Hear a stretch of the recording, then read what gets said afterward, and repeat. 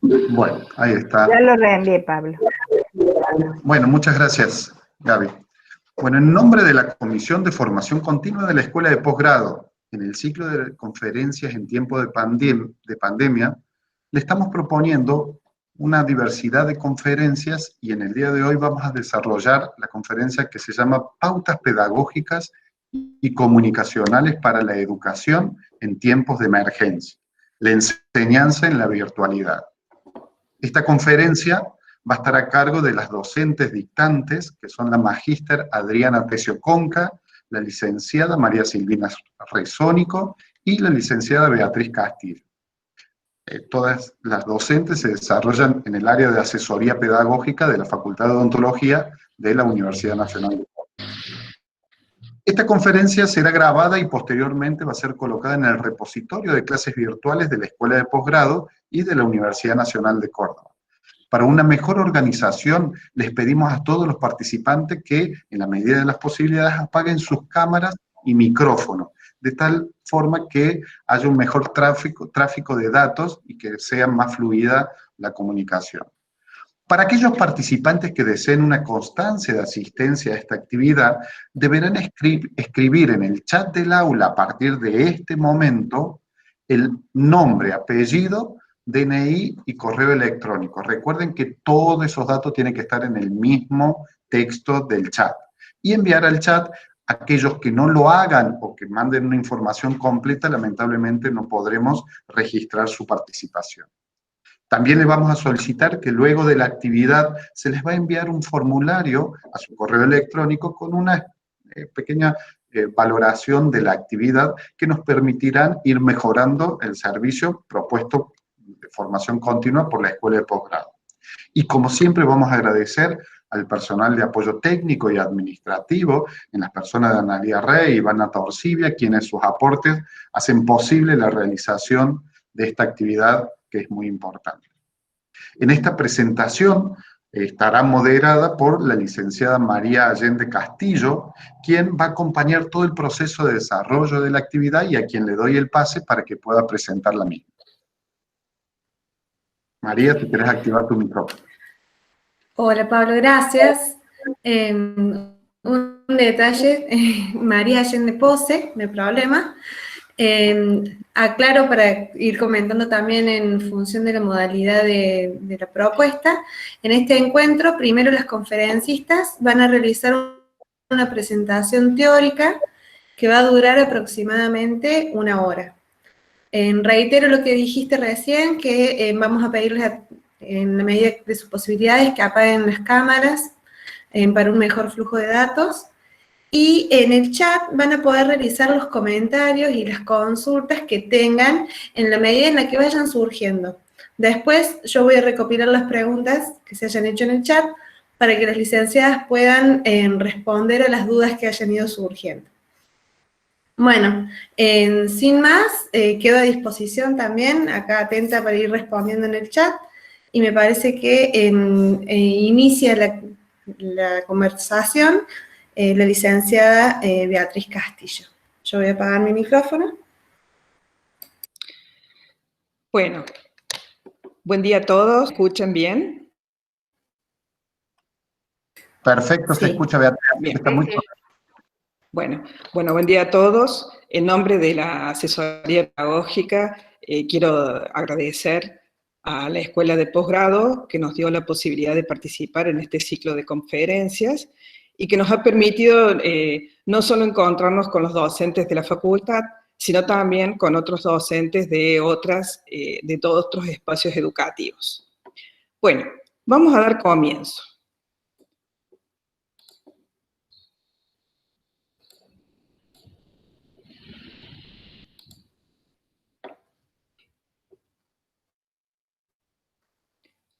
¿Ya se presentó la... Perdón, ¿qué pregunto? Sí, se está presentando perfectamente. Sí, bien. Se ve perfecto. Bueno, muchas gracias. Bueno, a partir de distintas consultas que nos fueron realizando las cátedras en el primer semestre del año respecto de la enseñanza en la virtualidad, y viendo también la evolución de la pandemia en Argentina, donde se avisoraba un segundo semestre en condiciones muy similares de enseñanza a lo que fue el primero, es que vimos desde la asesoría pedagógica la necesidad de elaborar un documento escrito y posteriormente poder comunicarlo, que lo estamos haciendo a través de esta charla, sobre pautas pedagógicas y comunicacionales para la enseñanza en la virtualidad.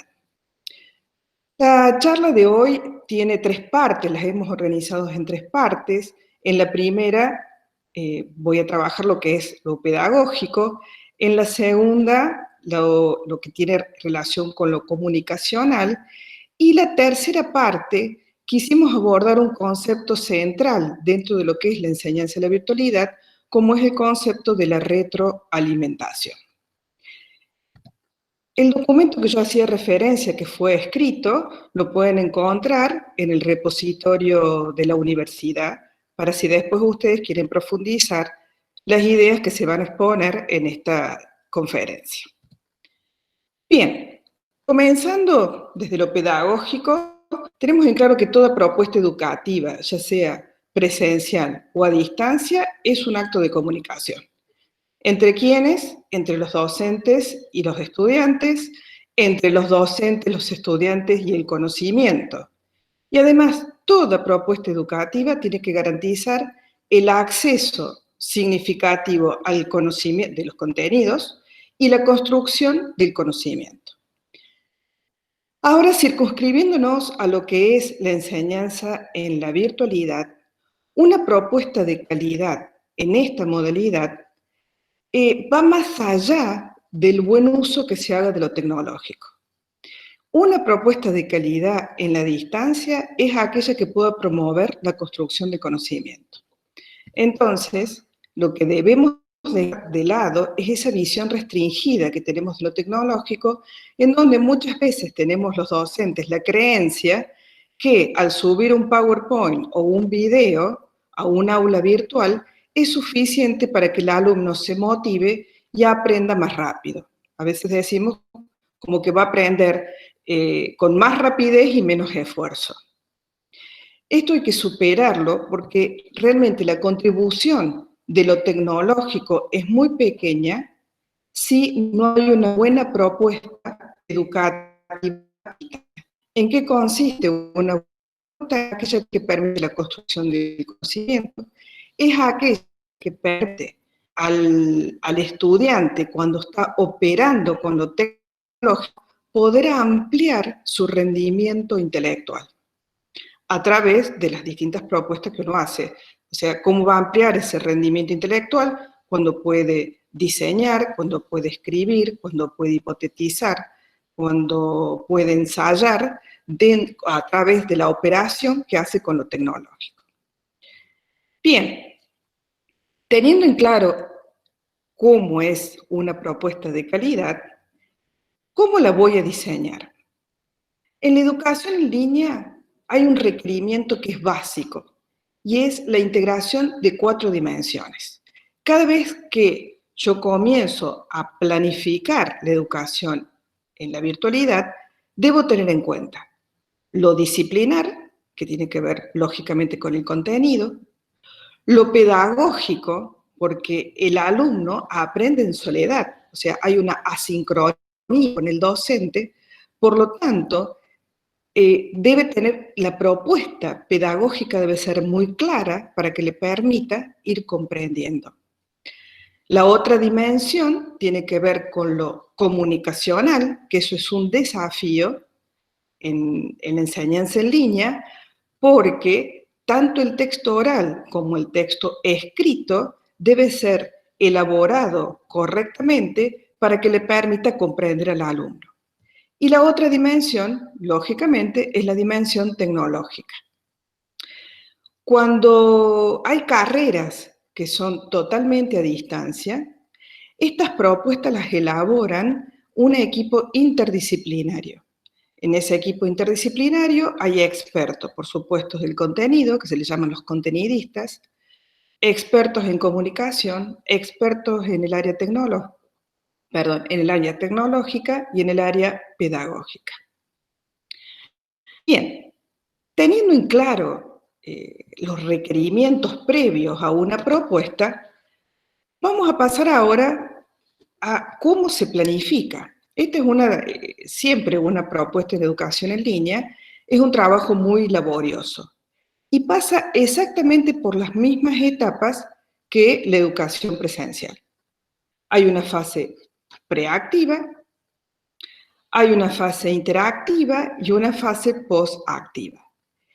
En estas tres fases están atravesadas por las 4 dimensiones que yo nombraba hace un momento. La fase preactiva, si recordamos, toda la preparación previa, la planificación. La fase interactiva es la puesta en marcha del proceso y la fase postactiva es aquella donde yo hago una valoración global y final de lo que se ha actuado. Deteniéndome ahora en lo que es la fase preactiva, en la educación a distancia cobra una relevancia que a veces solemos dejarla de lado en la presencialidad. Aquí debo planificar desde el primer momento hasta el examen final. En la distancia, cuando trabajamos en virtualidad, todo se planifica con anticipación. Es decir, que cuando yo ingreso a la fase interactiva, es decir, en la puesta en marcha del proceso, todo ya está pensado, diseñado y elaborado. Por eso aquí la planificación y el diseño de los materiales es clave. Ahora, ¿cómo pensar en esta fase preactiva desde el punto de vista pedagógico? Por supuesto que debo tener el programa elaborado, pero en el caso de la Facultad de Odontología, sabemos que es una carrera esencial, por tanto, del programa tendré que ver qué contenidos se pueden enseñar en línea. No todo se puede enseñar en la virtualidad. Por ejemplo, cuando hablamos de prácticas clínicas o cuando hablamos de prácticas preclínicas o de prácticas de laboratorio, requiero de la presencialidad. Al igual que cuando yo hago demostraciones, la demostración que hace un docente requiere de la participación activa del alumno. Entonces, lo primero que debo hacer es una buena selección de los contenidos. Luego, lo segundo y no menos importante es la distribución temporal de la secuencia de enseñanza. Yo les decía hace un momento que en la virtualidad debo preparar todo, planificar todo con anticipación. También hay que tener en cuenta que en la distancia los procesos de aprendizaje son muchos más lentos, se lentifican respecto de la presencialidad. Es decir que cuando yo pienso una hora de enseñanza presencial, en la distancia pueden ser entre 2 y 3 horas. Es decir, el tiempo se duplica o se triplica. ¿Por qué? Porque justamente el alumno aprende solo, no tiene el contacto directo con el docente semanal o la cantidad de horas que en la presencialidad comparte con un docente que le permite preguntar y sacarse dudas. Entonces, como en la distancia se identifican los aprendizajes, se requiere que el docente prepare con anticipación y prepare una hoja de ruta. Una hoja de ruta donde el alumno pueda tenerlo en el inicio y esto le va a permitir también orientar su estudio. Aquí vemos un ejemplo. Por ejemplo, decimos, contenidos a desarrollar es la introducción a la asignatura donde se va a presentar el programa. ¿Qué tipo de actividad se va a hacer? Una bienvenida, un inicio a través de un video, de un foro de bienvenida. ¿Quiénes van a ser los responsables? Los profesores titulares adjuntos y la fecha. Luego, unidad 1, el nombre de la unidad, los contenidos que se van a desarrollar, cómo, qué tipo de actividad sincrónica, a través de una charla por Meet, quién, a cargo de quién, del titular, en qué fecha y en qué horario. Y así sucesivamente. Fíjense, dentro de la unidad 1, después decimos, se colgará una guía de lectura para abordar tal o cual cosa, los alumnos lo harán en forma autónoma, la actividad no tiene fecha de entrega. Esto que en realidad nosotros, ustedes me pueden decir que en la presencialidad es el cronograma de trabajos prácticos, en realidad en los cronogramas de trabajos prácticos se colocan el contenido y las semanas. El alumno acá debe tener todo detallado para que pueda organizar su estudio. Y vuelvo a insistir, es necesario que el tiempo sea distinto. ¿Qué otro aspecto es el que voy a tener en cuenta en la fase preactiva? Son las decisiones que tengo que tomar sobre los materiales didácticos a utilizar. Es decir, qué material lo voy a usar en la bibliografía, qué videos voy a elaborar, cuáles van a ser las guías, y además de tomar decisiones, debo tenerlas elaboradas. El otro punto, y no menos importante, es el diseño de las actividades y prácticas de aprendizaje. Esta diferenciación que hacemos la tomamos de la licenciada Andragos, que siempre planteaba que no es lo mismo actividad que prácticas de aprendizaje. Generalmente le decimos actividades. Ahora, ¿cuál es la diferencia entre una y otras? Las actividades son aquellas tareas en donde el requisito de ejecución ya está escrito y es muy sencillo y está pautado externamente. Por ejemplo, si yo digo, clasifique los elementos dentarios según tal autor. El alumno lo único que tendrá que hacer es ir a buscar un libro y ver cómo se clasifican y hacer la tarea. En cambio, las prácticas de aprendizaje, como aquí lo dice, exigen tomar decisiones al alumno respecto de qué contenidos, de qué conocimientos, de qué procedimientos, de qué actitudes debo elegir, coordinar, reaccionar para dar respuesta a la tarea. Un ejemplo de esto son cuando se le piden a los alumnos elaborar diagnósticos clínicos o, como yo les puse aquí abajo, pueden ser análisis de casos clínicos, foros de discusión, elaboración de mapas conceptuales, resolución de problemas. Es decir, la tarea que realiza el alumno no la va a encontrar en un libro en particular, a diferencia de lo que es una actividad, sino que tendrá que construir esas respuestas a partir de todos sus conocimientos. Y vuelvo a insistir, esto debe ser elaborado ya en la fase preactiva. Lo otro también, y finalizando esta primera parte, que debe definir el docente son los criterios y las actividades de evaluación formativa y sumativa. Tanto exige la virtualidad que hasta el examen final debe ser elaborado previamente, en esta instancia. Eso no quiere decir, en base a lo que estoy comentando, que eso no quiere decir que lo que se haya planificado en esta instancia preactiva no pueda ser cambiado.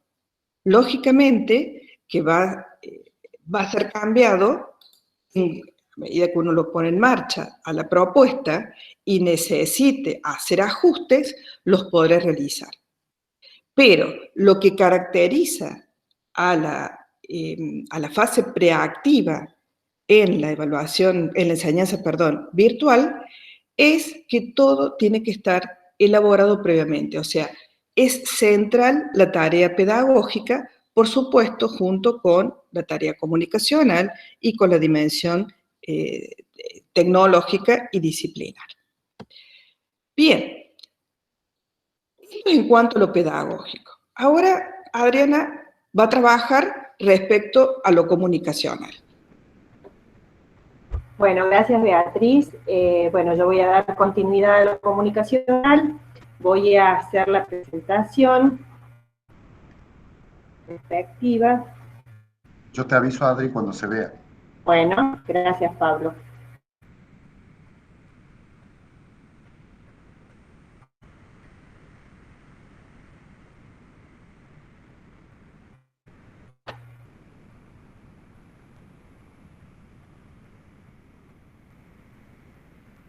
Revísame, Pablo, cuando lo estén viendo. Un poquito de delay, siempre un poquito de retraso. Sí, sí. Ahí estamos. ¿Ya están? Sí, se está compartiendo y ahora deberías maximizar el PowerPoint. Ahí está. Ahí está. No, ¿No se maximizó? no, le diste Sí, toda la... lo estoy viendo. Claro, ahí está, ahí se vio. Ah, perfecto. Perfecto, ahí se vio. Bueno, Pablo, muchas gracias. Bueno, yo voy a referirme, como Beatriz les decía recién, a los aspectos comunicativos, a los aspectos comunicacionales. Y voy a recuperar el punto de partida que Beatriz traía, que es esta frase que la hemos tomado de Prieto Castillo, en la que Prieto Castillo refiere que toda propuesta educativa es, ante todo, un acto de comunicación. Beatriz ya refería recién en qué se fundamenta este acto de comunicación. Se fundamenta en que hay docente que transmite un contenido, que es un contenido disciplinar específico, a un grupo de estudiantes. Y es a través de este contenido que se genera esta comunicación. Ahora, Beatriz decía recién que es importante recuperar esto para no pensar que la enseñanza en la virtualidad nos va a resolver y que el uso de tecnologías en sí mismas nos va a resolver lo que es la puesta de una propuesta de calidad. Una propuesta de calidad tiene que permitir, de alguna manera, mejorar las prácticas y las relaciones. Es por eso que vamos a partir en este análisis de la comunicación en la virtualidad por este concepto de relación pedagógica, ¿no? Que es central a cualquier práctica educativa, pero que en la virtualidad asume condiciones muy particulares. La relación pedagógica es una interacción, ¿sí? Una relación entre seres que interactúan. Y de esto me interesa rescatar esa última parte de la frase en donde dice seres que se construyen en la interlocución. ¿Por qué esto de la construcción en la interlocución? Porque el docente y los estudiantes entran a esta relación pedagógica, a este intercambio con ese conocimiento específico, desde historias de vida, desde saberes previos, desde perspectivas que nos van haciendo que esa relación vaya mucho más allá de lo que el contenido en sí mismo es. Entonces, esto supera una visión restringida de un docente que dicta una clase para pensar en un intercambio que es un intercambio multipolar que se produce entre todos los miembros de esta clase y donde todos, en la medida en que participan, van cambiando sus perspectivas, van cambiando sus saberes, aún el propio docente. Entonces, si uno toma como punto de partida esta concepción de lo que es una relación pedagógica, el desafío es construir sentido de comunidad en la virtualidad, porque precisamente la virtualidad rompe de alguna manera la idea de la clase, la idea del grupo clase. Entonces, el desafío radica en poder construir conversación didáctica y que esa conversación didáctica en la virtualidad permita que todos tengan palabra en algún momento, que no sea solo una labor que el docente únicamente transmite. En esto hay que considerar cuáles son las limitaciones que trae la virtualidad. La virtualidad trae limitaciones en la reciprocidad de los sentidos. De hecho, esto que estamos viviendo ahora es una limitación. Yo le estoy hablando a la pantalla, le estoy hablando al PowerPoint, y no tengo las voces, no tengo los gestos, no tengo sus presencias. Entonces yo no sé en qué medida se está recibiendo esto que yo les estoy transmitiendo de una manera pertinente, adecuada, con comprensión. Las limitaciones entonces tienen que ver con dos condiciones básicas. La primera es la temporalidad. La virtualidad nos hace, nos trae esta dimensión asincrónica. Uno puede estar intercambiando un mensaje con otro en un tiempo que no es el mismo, en un tiempo diferido. Otra de las condiciones que es muy importante es esto de la eliminación de condiciones contextuales y lo que tienen ustedes allí entre paréntesis, las expresiones índice, que es un poco lo que me refería hace un momento cuando les decía, yo no sé qué les está pasando a ustedes con esto que yo estoy diciendo.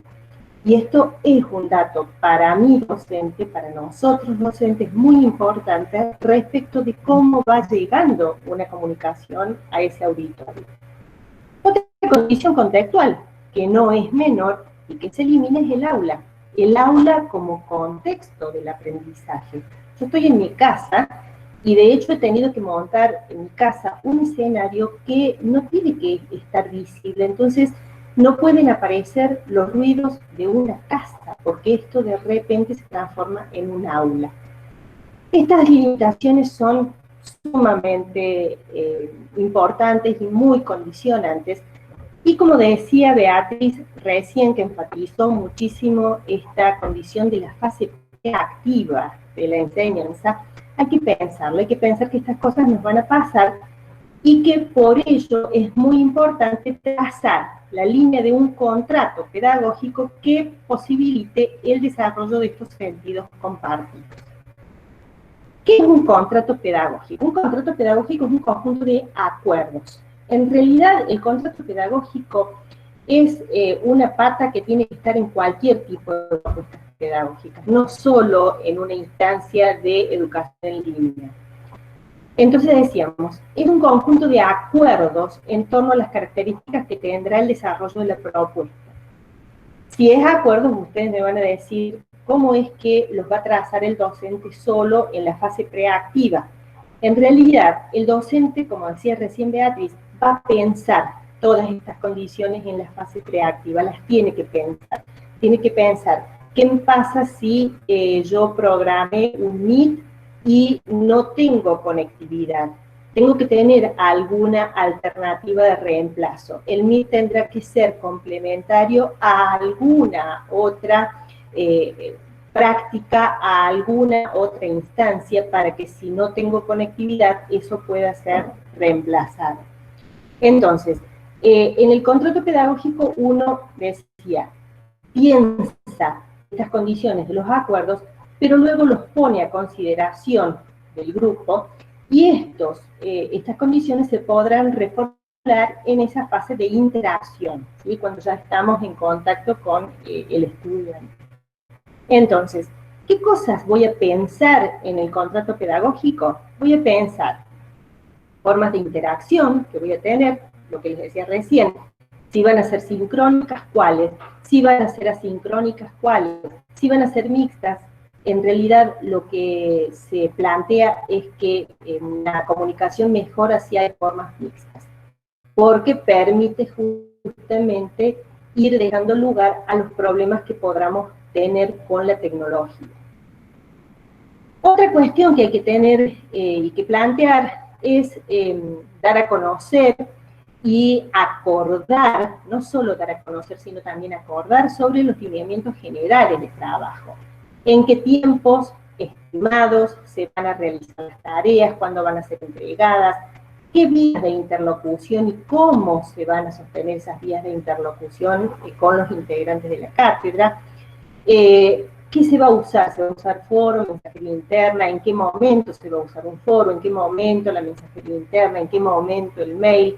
¿Qué tiempo va a haber para responder a ese mail? Esto me parece muy importante, el tiempo de respuesta, porque los alumnos creen que, o tienen la sensación de que hay un ejército de gente que está respondiendo mensajes y en realidad es un solo docente que está detrás de la pantalla, o les sumo 5 o 6 docentes de una cátedra. Entonces, responder cada mensaje lleva su tiempo y esto hay que aclararlo. Les va a llegar la respuesta, pero les va a llegar con cierto retraso, que hay que adelantárselo. Hay que dar también a conocer la manera en que está ordenada el aula virtual, ¿sí? Y cómo va a ser utilizada el aula virtual. El ordenamiento del aula virtual es fundamental, que no sea que los materiales se vayan subiendo con sus respectivos rótulos en carpetas, que tengan un ordenamiento. Y bueno, lo que decía Beatriz recién, explicitar desde el inicio criterios y formas de evaluación. Bien, otra dimensión que hay que tener en cuenta en estos aspectos comunicacionales es la transmisión de información. La dimensión comunicativa es mucho más que información, pero hay momentos en los que solamente necesitamos informar, es decir, dar a conocer algo que es muy específico. En esa transmisión de la información, por un lado hay que prever diversidad y complementación de recursos para transmitir la información. Si hago una hoja de ruta, como decía recién Beatriz, puedo a la hoja de ruta agregarle otra vía que puede ser el podcast, o sea, una grabación, un audio, en donde yo detalle alguna cuestión que está incluida en la hoja de ruta. Puedo incluir además un calendario, puedo armar un calendario amplio y luego hojas de ruta y grillas más específicas. La complementación de recursos también es muy importante porque no tenemos estudiantes en presencia y no sabemos en qué momento va a recurrir a esa información. Entonces, mientras más vías alternativas tenga, mejor va a ser esa comunicación. Por otro lado, se sugiere atender a la congruencia de los mensajes, es decir, si vamos a complementar estos recursos, que el mensaje sea congruente, no darle una fecha en la hoja de ruta y otra mensaje diferente en el podcast.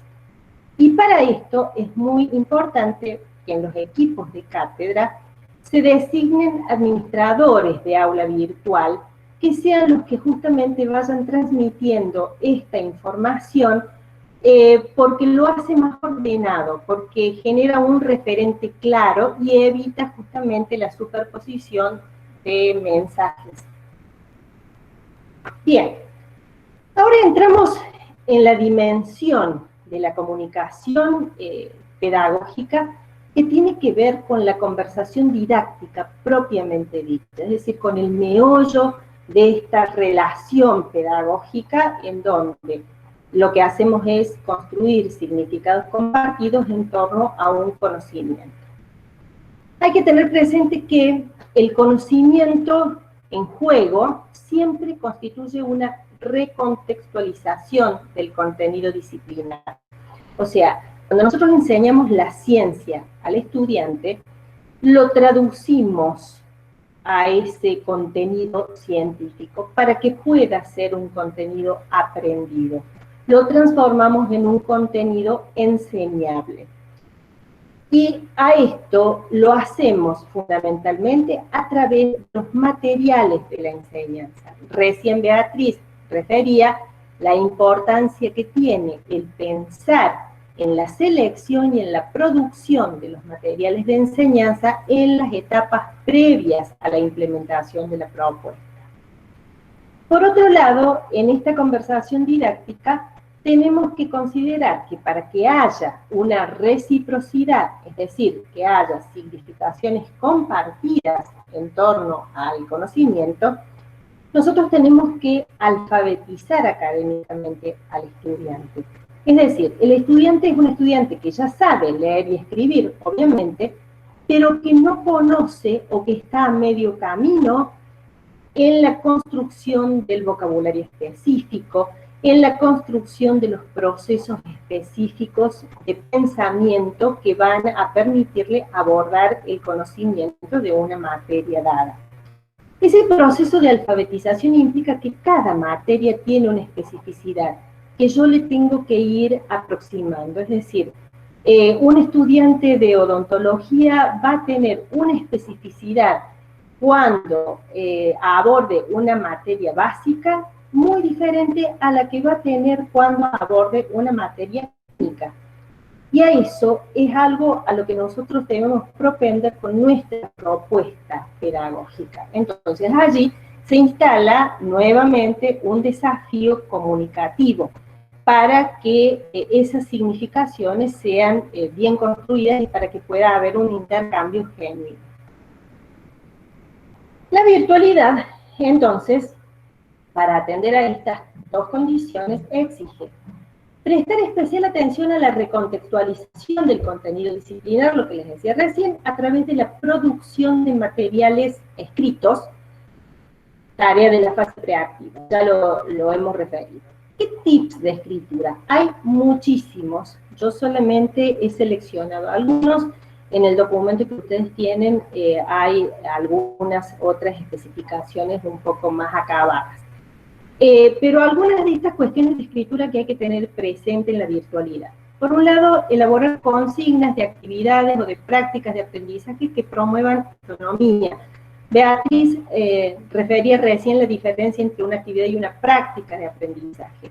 Nosotros sugerimos que se planteen prácticas de aprendizaje, que no sean tareas direccionadas a una sola meta muy corta, sino que haya una construcción que implique que el estudiante pueda aproximarse a ese conocimiento a través de diferentes vías, y ahí se marca la autonomía en el conocimiento. Por otro lado, hay que procurar el desarrollo de la interlocución con el estudiante, superando la emisión de las órdenes, ¿no? De haga esto, complete, e introduciendo en cambio marcadores en los textos que vayan marcando algún sentido de diálogo. Por ejemplo, lo que tienen ustedes allí escrito, para la progresión de tareas se sugiere, usted ya está en condiciones de realizar la lectura de la unidad 2, por cuanto ha desarrollado ya todo el contenido de la unidad 1. Si ya leyó hasta acá, puede continuar resolviendo o elaborando la siguiente actividad, tarea o práctica. Es importante incluir ejemplos de la vida cotidiana, datos de la realidad, casos. Eso es lo que nos cuenta a nosotros docentes, muy importante para el estudiante. El libro no me trae el dato de la vida cotidiana que me permite comprender, no me trae ese dato de la experiencia, de la práctica, que me ilustra la situación. A eso lo tengo que proponer yo.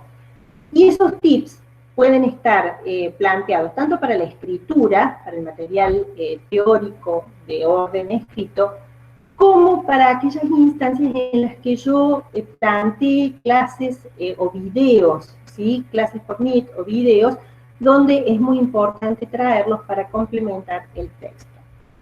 Y lo que es muy importante es tener presente que la gramática correcta siempre ayuda a la comprensión, ¿sí? La puntuación, los signos, las frases, la estructura de la oración, sujetos, verbos, predicados, todo eso que vimos en la secundaria en algún momento, es muy importante ponerlo en práctica en esta instancia.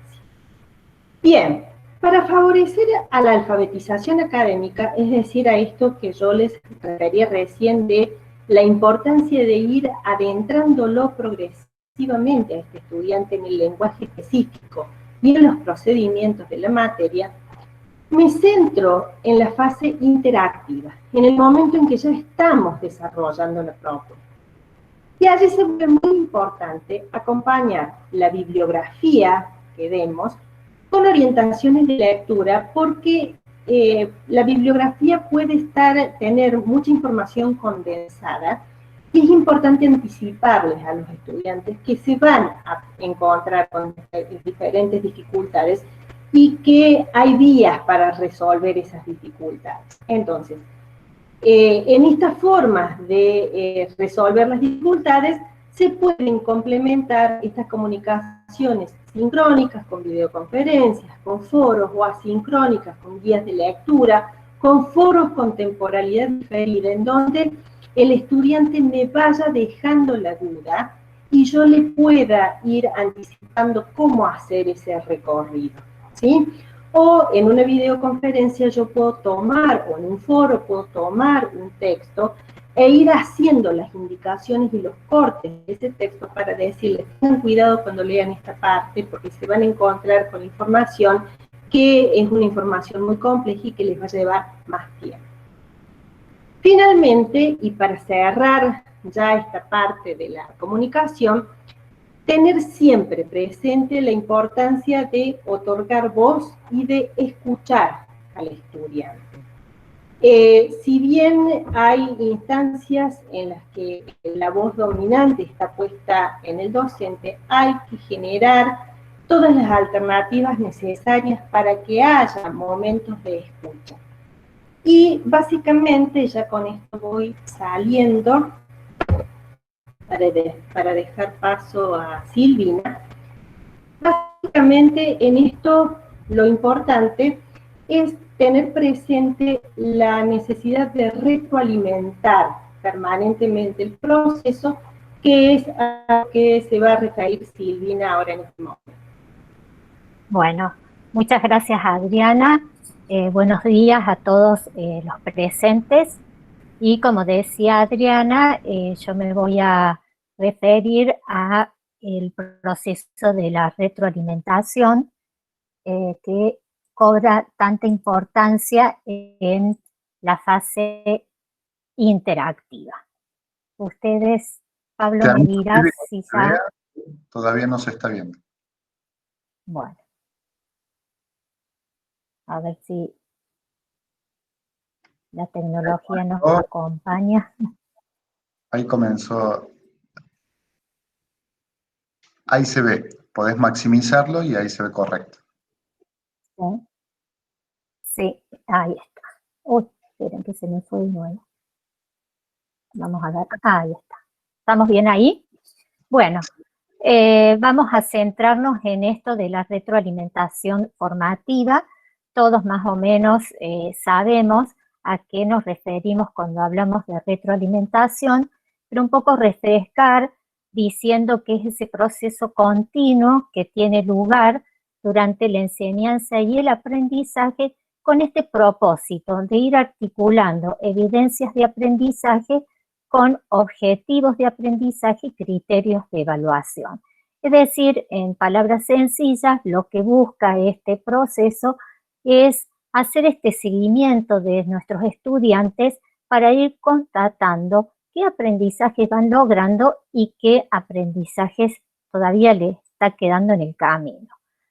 Recordar también algunas finalidades, pero sobre todo recuperar esta finalidad que cobra la retroalimentación en la virtualidad. Ustedes saben que en la virtualidad la retroalimentación se convierte en un fuerte factor motivacional. Es a través de estos feedback que nosotros vamos a ir conteniendo, vamos a ir acompañando y tener esta comunicación que se nos ha perdido en esa relación cara a cara que teníamos en el aula. Entonces, es importante mirarla como esa posibilidad que nos da para crear esto que hemos dicho, que han dicho Adriana y Beatriz, de el desafío de crear comunidad en la virtualidad. ¿Cómo creamos estos lazos en esta distancia, en esta mediación tecnológica, ¿no? Y bueno, y recordar que siempre la finalidad que ha tenido la retroalimentación es obtener información para promover las mejoras en los aprendizajes de los alumnos. Es decir, la idea que tiene la retroalimentación es que uno vaya obteniendo información para intervenir a tiempo, destrabando aprendizajes que son fundamentales o se constituyen el punto de partida de aprendizajes que vendrán seguidamente. Entonces, con la retroalimentación no esperamos a que culmine un proceso, sino intervenimos en el proceso. Y la contrapartida es que toda esta información también ayuda al docente a hacer una revisión de sus propuestas de enseñanza, o sea, ver en qué medida han sido acertadas esas estrategias de enseñanza o en qué medida deberá ir haciendo cambios, modificaciones durante la marcha. Entonces, sintetizando, la información es revisar cada una de las acciones que estamos llevando a cabo en el proceso de enseñanza-aprendizaje para pensar los futuros aprendizajes. Bien, ¿qué ocurre con la retroalimentación en la virtualidad? Sucede algo muy distinto de lo que nos pasa en la presencialidad, porque me animo a decir que en la presencialidad muchos docentes no le prestamos mucha atención a la retroalimentación, no porque no la consideremos importante, sino porque pensamos, y evidentemente que en muchas situaciones es así, que se da de manera natural, que se da de manera espontánea. Es decir, en una clase hay retroalimentación cuando un alumno levanta la mano, hace una pregunta, expone una duda, o si no, con sus gestos. Es decir, cuántas veces nosotros paramos una exposición, recapitulamos a partir de estar detectando que hay caras que nos dicen que no están entendiendo nada, ¿no? ¿Cuántas veces también nos ha pasado que al finalizar una clase, mientras estamos acomodando libros, se acercan a alumnos y nos dicen, ay, profe, me quedó esta duda? Es decir, la retroalimentación fluye en la relación cara a cara propia de un aula de una manera muy distinta a lo que ocurre en la virtualidad. Por lo tanto, en la virtualidad tenemos que hacer visible la retroalimentación. Es decir, tenemos que hacerla intencional, tenemos que hacerla sistemática. De allí el título que están viendo en la pantalla, es decir, hay que organizar la retroalimentación con el equipo docente. Y aquí le voy a presentar entonces líneas de acción para ver qué cosas tenemos que mirar en este proceso para que cumpla sus objetivos, ¿no? El primer tema, un poco recuperando lo que venía diciendo Adriana, es la comunicación. Es decir, decíamos que la relación pedagógica es un acto de comunicación, por lo tanto atraviesa todo. Y en la retroalimentación es tan importante el contenido como el modo en que se comunica. Es decir, en qué términos hacemos estas devoluciones, estos feedback a los alumnos. Además de todo lo que le ha dicho Adriana, yo en este momento destacaría, tengo que hacer la retroalimentación desde la empatía, es decir, tengo que comunicarme poniéndome en el lugar del otro. El lugar del otro, en este caso, es un estudiante que está, como han dicho mis compañeras, en la soledad. Mostrar aprecio, mostrar aceptación y fundamentalmente una retroalimentación que inspire confianza en el estudiante. Recordemos, la retroalimentación en la virtualidad es un factor motivacional. Por lo tanto, lo que dice abajo, ¿qué tengo que atender? ¿Qué efectos e impactos está produciendo en mi estudiante lo que yo le estoy devolviendo de su proceso de aprendizaje? Porque si el impacto no es motivar, sino lo desanimo, pierde confianza en sus capacidades, en sus posibilidades de aprender, entonces evidentemente no los estamos ayudando con este feedback. Muy importante es definir a quién se va a dar la retroalimentación. Yo esa retroalimentación la puedo hacer en forma individual, la puedo hacer en pequeños grupos o la puedo hacer con todo el grupo. Supónganse que estamos en un Meet, estamos desarrollando una clase por Meet, ahí la retroalimentación será con todo el grupo, pero vuelvo a decir, no es algo natural en el Meet la retroalimentación, es decir, los alumnos pueden estar con las cámaras apagadas, pueden tener cámaras no muy nítidas, entonces tengo que pensar en qué momento de mi exposición en Meet voy a dar espacio para una retroalimentación sistemática. También sabemos que nuestra enseñanza en la virtualidad no se reduce a las clases de Meet. ¿Por qué? Porque no se pueden abordar todos los contenidos en una clase Meet. No lo puedo tener al alumno 3 horas sentado frente a la pantalla. Entonces hay que hacer primero una selección de qué contenidos voy a dar y en segundo lugar, muchos no podrán ser desarrollados con la profundidad que esos contenidos ameritan. ¿Qué significa todo esto? Que estas clases Meet tienen que ir acompañados con actividades, con trabajos prácticos, con guías de estudio que lleven al alumno a realizar todos esos procesos de aprendizaje que no se pudieron sustentar en una clase Meet. Entonces, ¿a qué voy con todo esto? ¿Qué va a pasar con todos esos trabajos prácticos que el alumno realiza en soledad y que se constituyen en los pilares para que nosotros podamos decir que realmente hay apropiación, se logró el objetivo?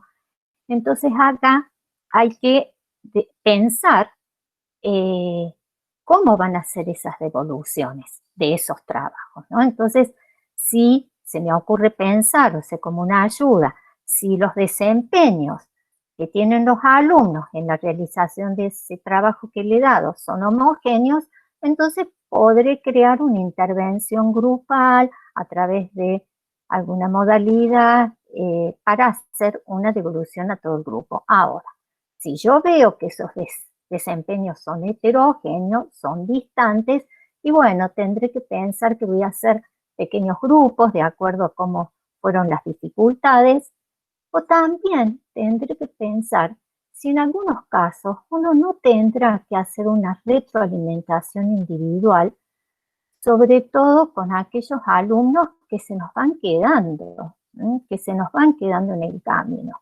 Es decir, el gran desafío en esta enseñanza virtual es cómo yo logro que todos mis estudiantes se sostengan como se sostendrían en una clase presencial. De la mano de definir a quién voy a dar esta devolución, viene el medio por el cual van a recibir esta retroalimentación. No me voy a detener mucho, pero bueno, correos electrónicos, grabaciones, WhatsApp, uso de la plataforma educativa que dispongamos, atendiendo, a lo mejor yo puedo hacer un audio que va para un grupo que tuvieron desempeños semejantes, o hacer un audio general si hay bastante homogeneidad. Es decir, eso uno lo va a ir decidiendo a medida de lo que va obteniendo en los trabajos y las realizaciones de los alumnos.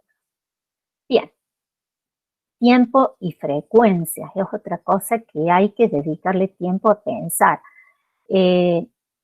La retroalimentación es uno de los grandes desafíos porque es muy demandante.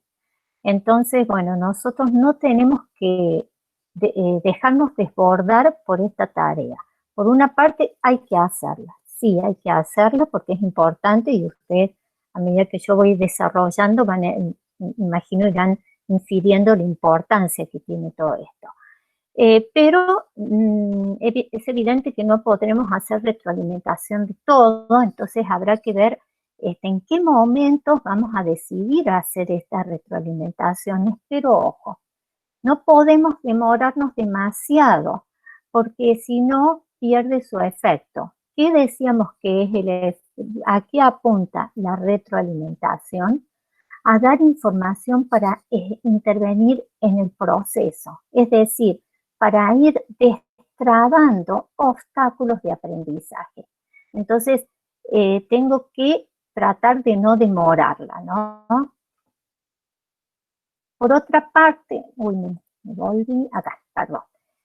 por otra parte, esto de no dejarnos desbordar por la retroalimentación lleva también a seleccionar, a focalizarnos, bueno, en qué cosas vamos a querer hacer retroalimentaciones, qué es lo que amerita hacer retroalimentación. Entonces, seleccionar 2 o 3 aspectos sobre los cuales vamos a trabajar y vamos a hacer este feedback. Seleccionados esos aspectos, priorizados ya esos aspectos, ¿qué decir? Y bueno, sobre el aspecto hay que hacer una valoración, tanto de los logros, de los avances que ha logrado el alumno respecto a un objetivo de aprendizaje, pero también de lo que ha quedado pendiente. Hay que buscar en un equilibrio, porque ¿qué nos pasa como docentes, ¿no? Esto está puesto por una razón, porque en general, como docente, uno tiende a ir a marcar el error, en esto de ayudarlo para, nos quedamos a marcar lo que no logró, lo que le faltó, y queda como desdibujado todo lo que él había acertado, todos los aprendizajes que había logrado. Entonces, la idea es esto de lograr el equilibrio, porque si resaltamos el error, vuelvo a decir, desmotivamos, desanimamos, pérdida de confianza de nuestros alumnos en sus propias capacidades.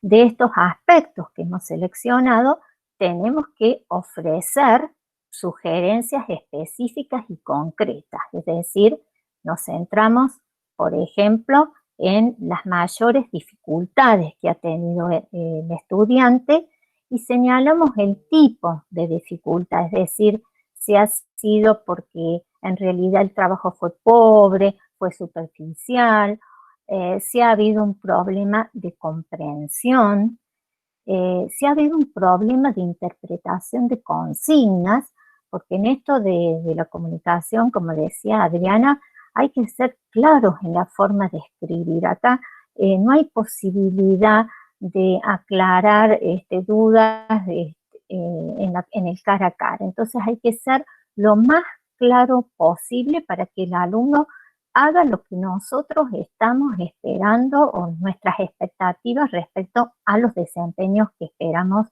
de ellos. Toda retroalimentación exige que especifiquemos los criterios desde los cuales vamos a hacer estas valoraciones.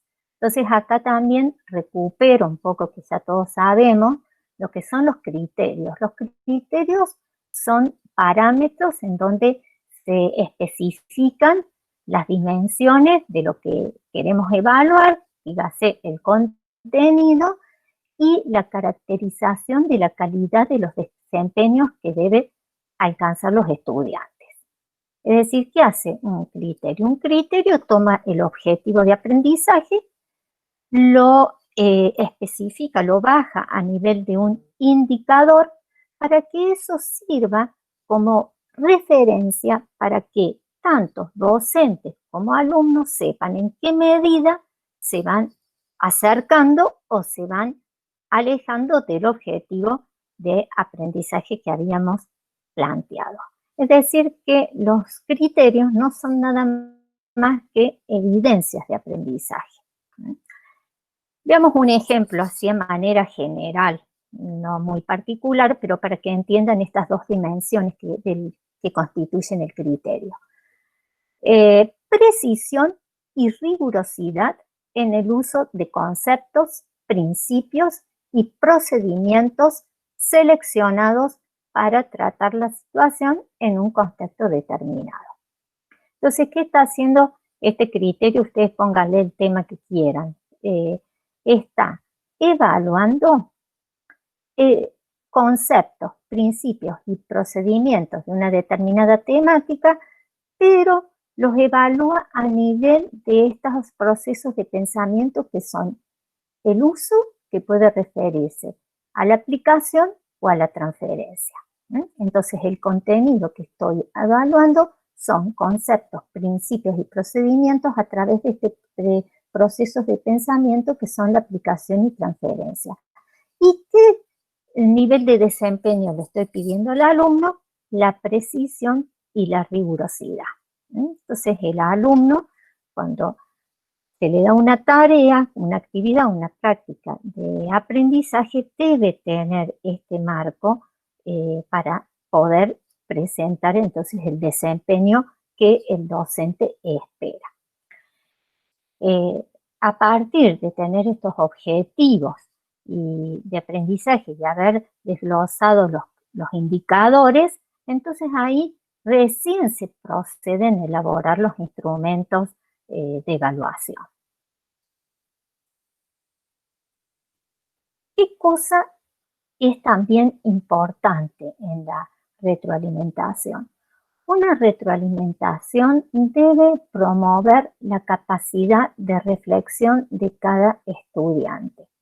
Es decir, la retroalimentación debe ayudar al alumno a hacer esa palabrita que ya ustedes conocen bastante, la metacognición.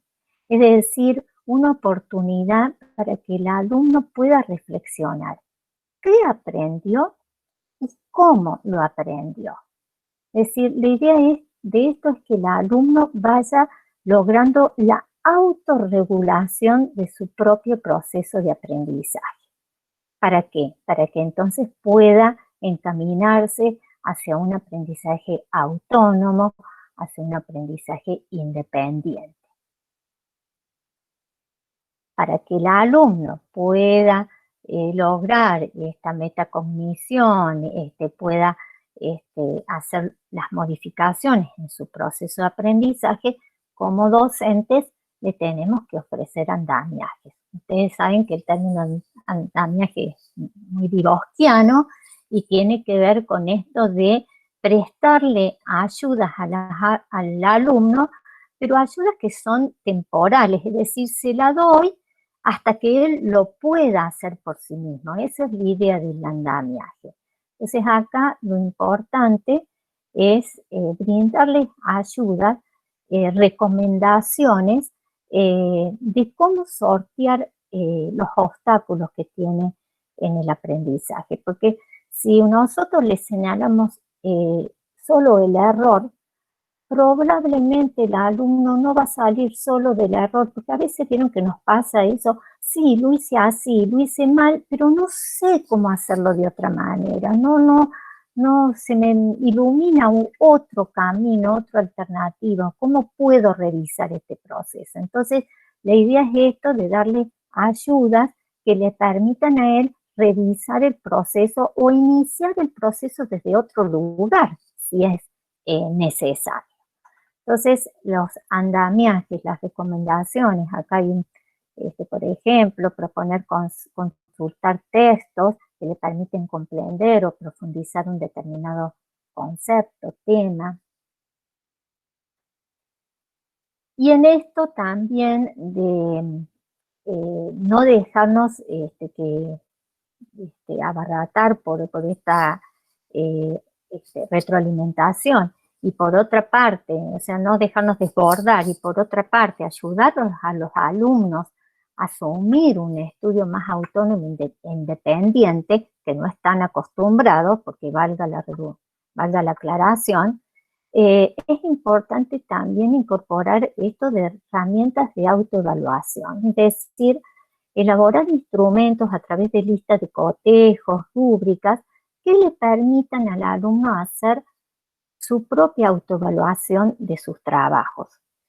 Y el docente hace la retroalimentación a partir de la voz de los propios estudiantes, ¿no? Entonces, ahí te ayudamos a que reflexionen, que hagan metacognición, que autorregulen sus aprendizajes, que se encaminen hacia un aprendizaje más autónomo y más independiente. Muy importante es también ir registrando toda esta información que vamos obteniendo. ¿Por qué hay que registrar? Porque si bien toda esta información que a mí que me da la retroalimentación o que obtengo a partir de la retroalimentación no me va a llevar a acreditar un aprendizaje sí me va a ayudar a tomar decisiones a la hora de decidir si acredito o no a un alumno. Es decir, lo acreditamos no solamente a partir de un resultado final, sino también a través de un proceso que ha hecho ese alumno. Y tengo que tener el registro de ese proceso. Entonces, en esto de contar con la plataforma virtual, con el aula virtual, se podrá a lo mejor crear una carpeta o un espacio donde uno va organizando estas retroalimentaciones que va obteniendo el alumno. Estos serían, digamos, como los 10 puntos más significativos para señalarles sobre la retroalimentación. Un poco a manera de cierre, y espero que ustedes hayan advertido esto a través de lo que les he compartido, por qué es tan importante y tan nodal la retroalimentación en la virtualidad y sobre todo en esta fase interactiva, porque es la manera que nosotros tenemos de marcar presencia. El alumno se siente muy solo, entonces tenemos que acompañarlos a través de este feedback para que ellos nos sientan cerca. Segundo, este seguimiento que uno va haciendo, este acompañamiento, al alumno lo motiva, al alumno se siente contenido, es decir, no es que no hay nadie detrás de esa pantalla, estamos nosotros los docentes. Entonces, es la forma de marcar presencia y es forma de dar un seguimiento en esta distancia, porque acá también hay que ser conscientes. No todos los estudiantes, y me incluyo, a mí como docente, yo diría también, no todos los docentes estamos preparados para la virtualidad. Hay muchos estudiantes que no están preparados para estas enseñanzas en la virtualidad.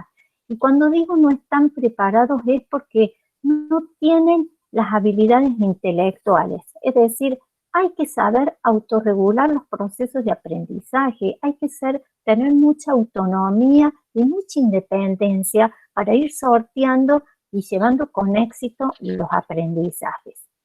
Y por otra parte, a veces los estudiantes tampoco tienen las actitudes que se necesitan para llevar adelante estos aprendizajes, que tienen que ver con la perseverancia, con la constancia, con el cumplimiento de horarios. Entonces yo creo que la retroalimentación es fundamental para esto, ¿no? Para ir acompañando a los alumnos y sobre todo a aquellos que no tienen las competencias para trabajar y para aprender en esta modalidad de la virtualidad.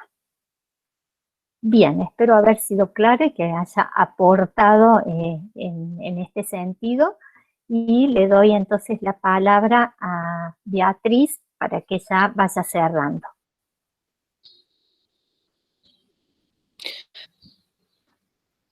Bueno, habrán visto que el proceso de planificación de la enseñanza en la virtualidad tiene su complejidad como la tiene la enseñanza en la presencialidad. Y haciendo un poco una recapitulación de lo que hemos visto y en la puesta en marcha después de esta propuesta, decimos que al momento de iniciar el desarrollo de una asignatura, debo tener en el aula virtual subido todos los recursos necesarios. Y es sumamente importante la presentación general que se hace de la propuesta para, como decía Adriana, ir transmitiendo este sentido de comunidad en la virtualidad. O como decía Silvina, que el alumno no se sienta solo, ¿no? Que se sienta que del otro lado de la pantalla estamos los docentes. Esta propuesta general, que se la puede hacer a través de un video grabado o en un encuentro sincrónico, ¿qué voy a presentar allí? El contrato pedagógico y exponer las líneas fundamentales de la planificación. Con respecto, cuando yo ya he terminado de presentar la asignatura, voy a presentar la unidad. en el momento de iniciar cada unidad o cada tema, pasa exactamente por las mismas fases que comentábamos al inicio. Voy a tener una introducción, un desarrollo y un cierre. Entonces, recapitulando, ¿qué voy a presentar en la introducción? La hoja de ruta, siempre. La introducción tiene que estar la hoja de ruta, donde estén los temas a trabajar, las actividades, los materiales bibliográficos, las ayudas audiovisuales, y también las fechas de inicio y finalización de las actividades, porque esto ayuda a la orientación en el estudio del estudiante. El desarrollo, ¿en qué consistir? En la explicación del contenido. Cada equipo de cátedra verá cómo lo va a presentar, cómo lo va a explicar. Si lo hará a través de videoconferencias grabadas o si lo hará a través de textos escritos, en donde se explica el contenido y se lo remite luego a lecturas posteriores de la bibliografía. También es importante en el desarrollo de una unidad, esto que comentaba Silvina de la retroalimentación, realizar como comentarios acerca del porqué del material de estudio, porque es la forma en que tengo de orientarlo. Y, por otra parte, en el uso del tiempo, sabemos, y recién lo que se planteaba, las competencias que debe tener un alumno en la virtualidad, es el saber autorregularse. Y ahí sí considerar el aprendizaje como una actividad estratégica. Por lo tanto, cuando le doy orientaciones respecto del uso del tiempo, le favorece al estudiante la organización de su planificación y de su estudio.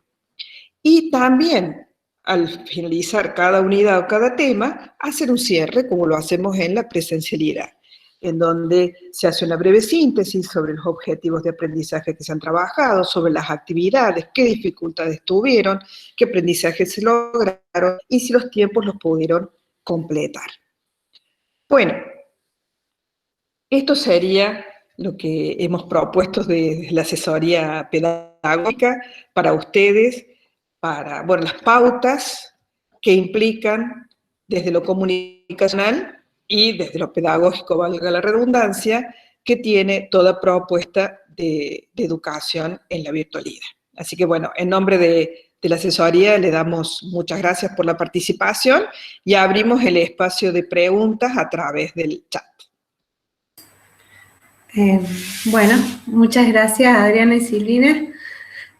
A partir de las exposiciones, los comentarios que se leen en el chat son positivos, muchos indican que la conferencia ha sido clara, motivadora y que ha dado herramientas para ser mejor docentes y entender la modalidad. Hay muchos que agradecen. En este momento, si alguien tiene una consulta, puede abrir el micrófono y realizar una pregunta. Obviamente, para evitar el acople y la superposición, vamos a organizar el pedido de la palabra por chat, y luego de realizar la intervención, el docente puede volver a apagar el micrófono y la cámara y respondemos a sus preguntas. Te doy un ratito por si alguien tiene alguna consulta.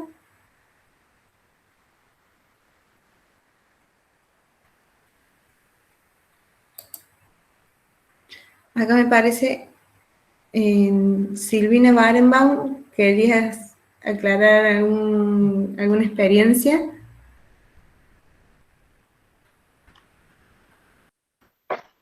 Hola, buenos días a todos. Y bueno, luego de haber sobrevivido el primer cuatrimestre, de esto de haber atravesado de la presencialidad a la virtualidad en una semana, quiero rescatar que hemos conseguido interactuar muchísimo con los alumnos. Los chicos han podido participar muchísimo en lo de las clases teóricas, por eso quería comentarlo. Y la mayor desventaja que lo hemos tenido también ahora en los exámenes es la desigualdad que tenemos todos, porque nos ha pasado a nosotros como docentes, al tema de la conectividad. Eso, para que uno aprenda a ser flexible, a entender las dificultades que atravesamos todos en estos momentos y que hace que tengamos que readaptar algunas cosas en función de estas desigualdades, ¿sí? No todos los chicos tienen computadora. Si uno sondea, hay un 25, un 30% de alumnos sin computadoras, y eso también hace repensar las actividades, porque la plataforma Moodle funciona de una manera en las computadoras y no en los celulares. Bueno, algunas de las cosas que hemos aprendido en estos 4 meses que acabamos de terminar el tercer turno de examen y ya pensando qué vamos a hacer en el segundo cuatrimestre. Así que, bueno, les deseo mucha suerte y es una vivencia diferente, pero sumamente gratificante. Nada más. Muchas gracias, Silvina, por compartirnos. A continuación le he pedido la palabra a Ana Isabel Ascurra. Anabel. Sí, buen día. ¿Cómo les va? Muchas gracias, muy lindo escucharlas. Muy interesante, la verdad, y muchos tips. No sé si una pregunta, un comentario, pero el desafío más grande que encuentro en las materias con mucha teoría, así como los que tienen mucha práctica tienen sus dificultades, los que tienen mucha teoría, es difícil hacer una selección adecuada, que es lo que se va a trabajar semanalmente en las clases obligatorias, y después a la hora de los parciales y de los exámenes, hay contenidos que igual se van a tener que evaluar y que no se han revisado, no sé, no siempre en los teóricos se llega a ver todo. Ese es el desafío, digamos, creo que es uno de los más importantes. Y también estaba por decir lo mismo que Silvina, o sea, las cuestiones de conectividad, que lo hemos visto en los exámenes, nos ha pasado a los docentes y bueno, y a los estudiantes les puede pasar. Bueno, y felicitarlos nuevamente. Anabela, allí en cuanto a los contenidos que vos planteas, que no se pueden ver a lo mejor en los teóricos, pero sí en la planificación ustedes tendrían que revisarlo en lo que se trabaja en los prácticos.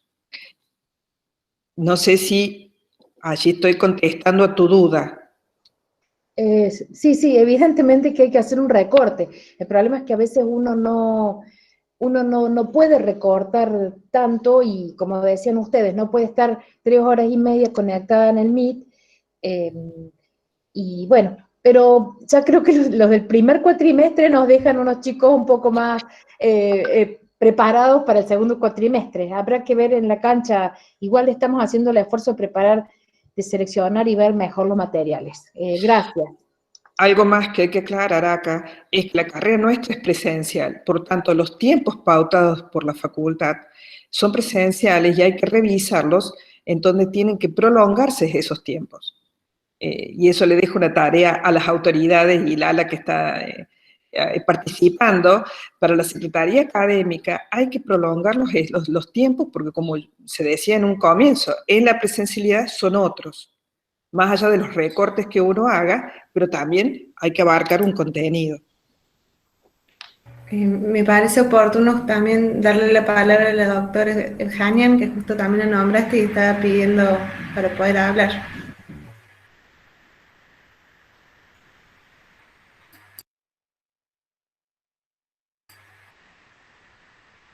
Lala, para que abras el micrófono y puedas hacer el comentario. La cámara para que me vean qué linda que estoy. ¿Viste? Abrí la cámara para que me vean qué linda que estoy, no la del micrófono, pero yo siempre tengo que hablar en esta instancia. No, yo las estuve escuchando con mucho detenimiento y realmente me sentí muy tranquila, porque el aprendizaje no es solo del alumno, acá el docente tuvo, en el caso nuestro, que aprender muy mucho y buscar también una ayuda, una guía para poder hacer todo lo que hemos hecho en una materia, en el caso mío, puramente clínica. Hemos planificado y hemos podido abordar muy planificadamente todos los temas, que todavía estamos en la parte teórica, esperando que algún día entremos a la presencialidad. Creo también que se habló, para tranquilidad de los docentes, que se va a prolongar, por supuesto, un poco el tema de los tiempos, porque bueno, sabemos todo que la virtualidad es más lenta, pero también quiero decirles algo, que los docentes en este tema de la virtualidad creo que han tenido no sé, por lo menos yo hablo de lo mío, que yo entro a los prácticos cada tanto y demás, que han tenido como mayor conexión, mayor acercamiento con los alumnos, han tenido más posibilidades de ver qué les pasa, en qué están fallando, qué problemas tienen personales, quiénes están solos y quiénes están acompañados.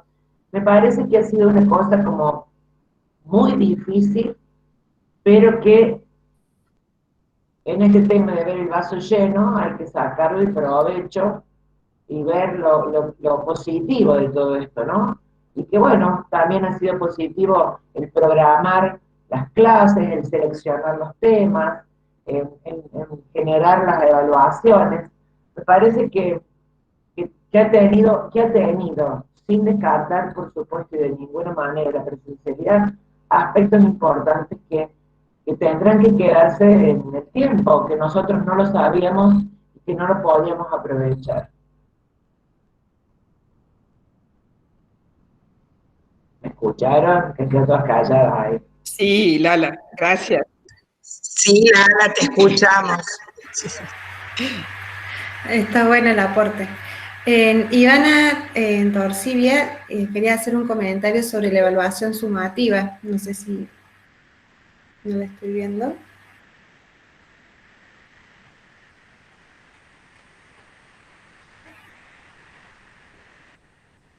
No sé si sigue conectada. Hola, Ahí está. muy buenos días a todos. Estuvo muy, pero muy interesante la conferencia y me gustaría que pudieran decir algunas palabritas sobre la evaluación sumativa. ¿Qué características ustedes consideran que son lo más importante a tener en cuenta a la hora de diseñar un instrumento que nos posibilite trabajar con evaluación sumativa? Con respecto a la evaluación sumativa, uno ve con frecuencia que los docentes están utilizando el instrumento de evaluación que es Moodle, que es especialmente multiopción, o sea, una forma estructurada, y la virtualidad acepta todo tipo de evaluación, o sea, no solamente las estructuradas, sino también las evaluaciones abiertas. Y la evaluación tiene que estar en relación a la propuesta de enseñanza. Yo tengo una propuesta de enseñanza donde voy trabajando procesos de pensamientos complejos, o estoy trabajando, supónganse, casos clínicos, no puedo culminar necesariamente con una múltiple opción. Se puede hacer perfectamente un examen de tipo abierto. Se trabajen también, por ejemplo, con rúbricas, en donde los alumnos previamente puedan saber, por supuesto, cuáles son los criterios de evaluación, y la evaluación no solo se puede tomar en forma escrita, sino también en forma oral. Estoy haciendo un resumen muy rápido de lo que es evaluación sumativa. Podemos después poderlo conversar con detenimiento. En el mes de mayo la asesoría escribió un documento respecto de evaluación, así que se puede consultar también. Y además quiero aclarar ya con esta intervención que nosotros la asesoría ya no estamos en la facultad físicamente, estamos virtualmente y todas las consultas nos las pueden hacer a través del correo electrónico de asesoría pedagógica. No sé si te estoy respondiendo, Ivana, o querés algo más preciso aún. Beatriz. Sí. Y auditorio. No, Perfecto. Muchísimas gracias. Se entendió perfectamente. Muchísimas gracias. Me parece importante lo que Beatriz acaba de señalar del documento que se subió en mayo, creo que dijiste, Beatriz, y sí hacer la aclaración que no hicimos una referencia explícita en esta presentación a la evaluación, porque, bueno, nos parecía que era muy importante, dado que está el inicio de la segunda etapa, esta cuestión de la planificación y centrarnos mucho en esto. Lo que no quita que se pueda organizar en algún otro momento alguna conferencia al estilo sobre la base de aquel documento, y lo que dice Beatriz, que estamos virtualmente conectados para aquellos que necesiten alguna consulta más específica. Pero digo, me parece que es importante destacar que la evaluación siempre va enlazada, atada a la evaluación sumativa a toda nuestra planificación. Entonces, es importante derivarlo de allí.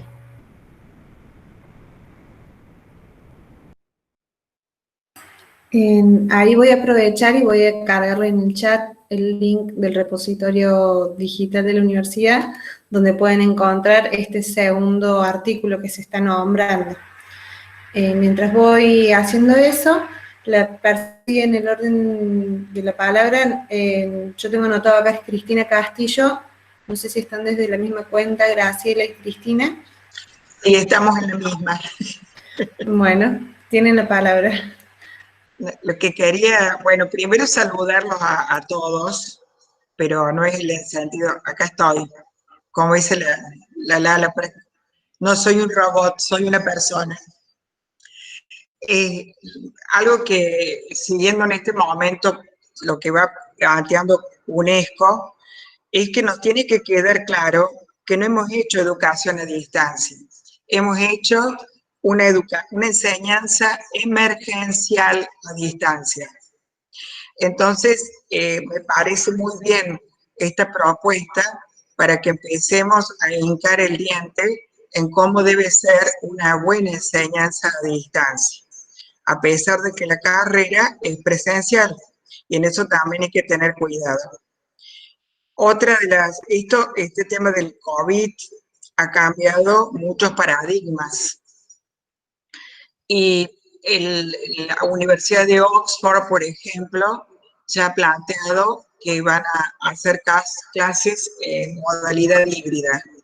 Todo lo que sea teórico lo van a hacer a distancia, pero todo lo que sea práctico, todos, titulares, adjuntos, todos se van a dedicar a trabajar la enseñanza de los procedimientos, etcétera, etcétera.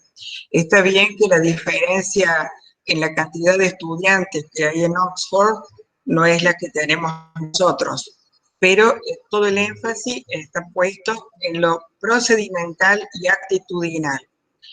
También la otra cuestión que dicen es que cuál es la importancia de la presencialidad, no solo por el contacto del docente, ¿no?, sino también porque ese ethos universitario se forma en el campus. Eran dos comentarios que quería hacer, ¿no? Bueno, y que tenemos que formarnos mucho. A mí me preocupa cuando Adriana hablaba del lenguaje académico, de la escritura académica. En algunos lugares, antes de comenzar las clases a distancia, se les toman evaluaciones de escritura a los estudiantes. Pero no sé si no habría que tomárselas también a los docentes, porque es muy difícil escribir consignas clarísimas para hacer la tutoría de esta forma. Y bueno, estoy estudiando, yo también, tenemos todo que estudiar esta nueva modalidad, ¿no? Bueno, y felicitarla porque ha estado muy lindo. Muchas gracias. Siguiendo el orden, está María Gabriela Escatena, quería hacer una pregunta. Hola, buen día a todas. Bueno, nuevamente felicitarla, ha estado hermoso, chicas, muy claro. Y era un poco también en relación a la evaluación, sobre todo para nosotros desde la química biológica, que es nuestra cátedra, el gran desafío con el tema fórmulas y, bueno, reacciones químicas, que es cómo poder asegurar que el alumno aprenda esos conocimientos, y no simplemente los copie del libro cuando uno les pide que haga, a lo mejor que nos envíe una guía de trabajos prácticos como para ejercitarlos. Bueno, no sé si pueden hacer algún comentario en ese sentido. Y bueno, también era en relación a la múltiple opción, que sé que no es, pedagógicamente no es la mejor manera de evaluar, pero bueno, algún concepto que ustedes pudieran emitir en ese sentido. Gracias. Yo un poco, esto que decís, cómo aseguramos que se apropien los contenidos, y bueno, uno tiene que también saber que no vamos a poder asegurar un 100% como en la presencialidad.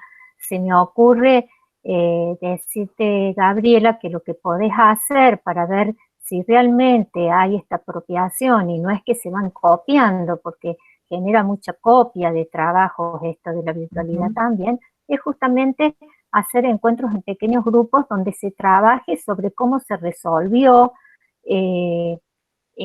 para ver si realmente dominan los procesos. Es la única forma. Bien. Si vos querés ver apropiaciones, como yo les proponía en la retroalimentación, hacer meets o videoconferencias con pequeños grupos, para ir constatando, una vez lo harás con uno, otra vez lo harás con otro, para ir constatando si realmente se está dando ese aprendizaje o es simplemente copia, ¿no? Perfecto. Una cuestión que me parece importante, y recuperando lo que aportaba Cristina hace un momento, es que esto no es enseñanza en línea ni a distancia plenamente, sino que es emergencia. Y una de las cuestiones que se liga con esta condición de emergencia es la evaluación que, porque en la mayoría de las propuestas en línea, que son absolutamente en línea, que son absolutamente a distancia, suele darse lugar a la presencialidad en las instancias de evaluaciones finales. Aun cuando los cursos son absolutamente en línea, la presencialidad se vuelve una forma y una necesidad en esas propuestas. Y esto, bueno, es algo que la condición de emergencia nos está impidiendo realizar. Entonces, evaluaremos también en condición de emergencia, pero teniendo presente las limitaciones que vamos a tener. O sea, creo que es el punto más complejo justamente porque requiere de otras condiciones. ¿Sí? No se puede, lo que dice Silvina, no se puede controlar todo, y un poco lo que decía yo también, perdemos contextualidad. Cuando les tomamos en un Meet, el alumno está en su casa y nosotros estamos en la nuestra. Y eso ya genera toda una serie de condiciones que no son las condiciones habituales de un proceso de evaluación, ni mucho menos, y que por más que esto abra paradigmas, no creo que el paradigma vaya a ser ese, en este sentido, con la evaluación.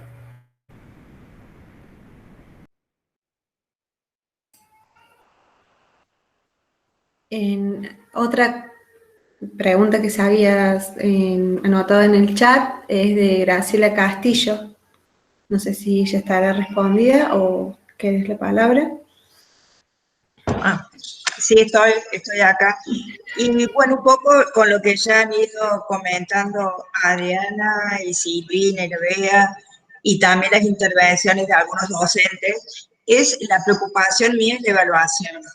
Hemos tenido, digamos, no solo introducción a la química, las evaluaciones han sido múltiple opción para la regularidad, ¿no? Y realmente me quedaron muchas dudas si esos alumnos eran realmente ellos o eran otros.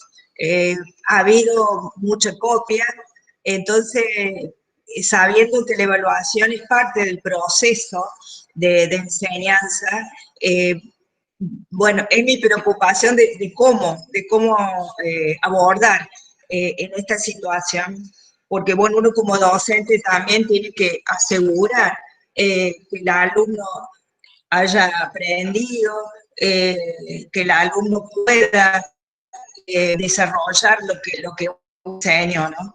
Bueno, ustedes ya lo han comentado, pero esa es mi preocupación.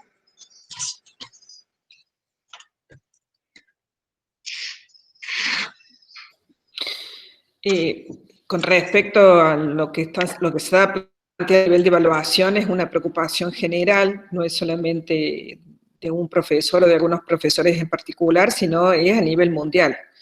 Estamos en situación de pandemia todos estamos en esta situación de enseñanza en emergencia a distancia, y la evaluación es un gran problema.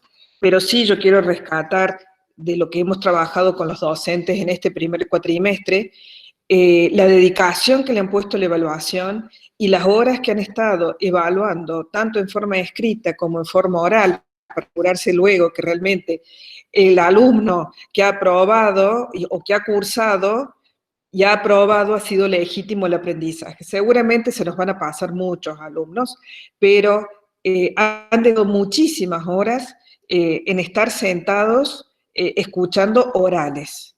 Entonces, bueno, también una felicitación para los docentes en este tiempo y que están preocupados por esta tarea, ¿no?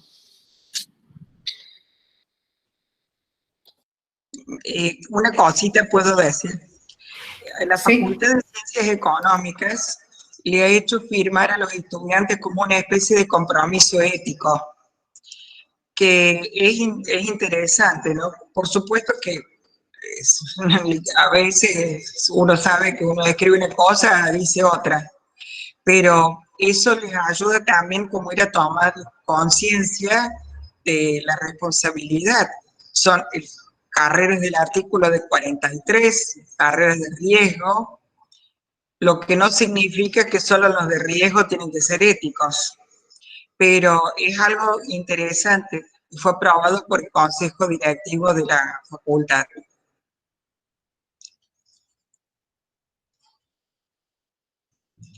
También hay un sistema de evaluación que ha comprado la universidad que garantiza la identidad de los estudiantes, que ese es otro tema, y no menor. Se llama Respondus y es para acceso de todas las unidades académicas.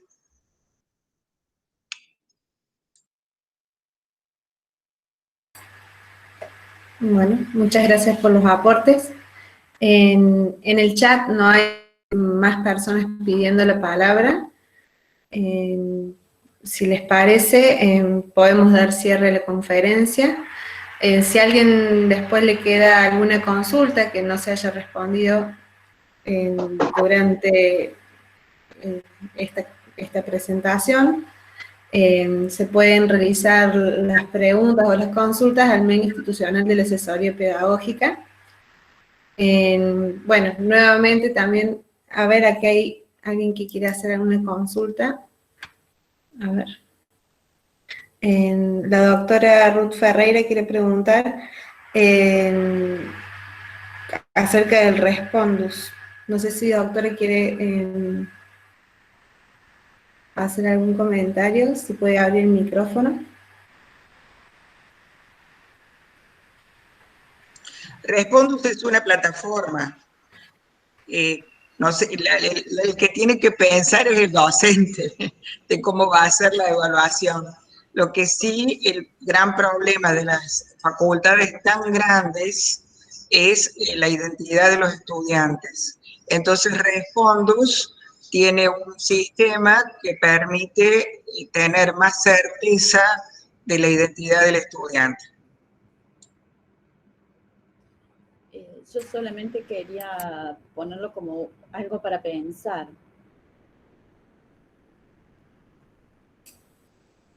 No sé si se escucha.